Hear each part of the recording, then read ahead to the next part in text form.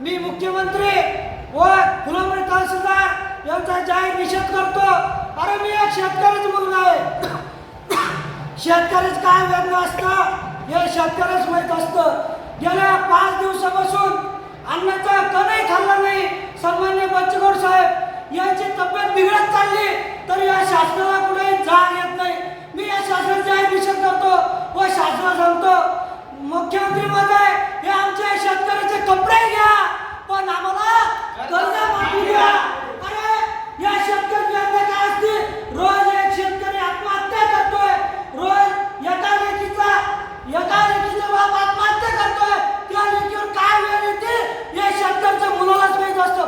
अरे आज आमचा बाप हरपला, या बापाला शोधा कुठं असा प्रश्न आज आम्हाला पडलाय। अरे परवा एक माझ्या शेतकऱ्या बापाने आत्महत्या केली, काय त्या शेतकऱ्याच्या वेदना चिमुकले 5-5 वर्षाची मुलं त्या शेतकऱ्याला काय बघणार, त्या शेतकऱ्याची मुलाकडे त्या मुलाचा वैरी कोण। अरे लाज वाटायला पाहिजे तुम्हाला, फक्त मतदानापुरता तुम्हाला शेतकऱ्याचा विचार करावा लागतो। मतदान आलं की मुख्यमंत्री मला सांगता नेहमी, अरे शेतकरी राजा तू मला मतदान कर, मी तुला 7-12 कोरा केल्याशिवाय सत्यात बसतो नाही। अरे तुला लाज वाटली पाहिजे, तुम्ही या मुख्यमंत्री पदाचा राजीनामा दिला पाहिजे।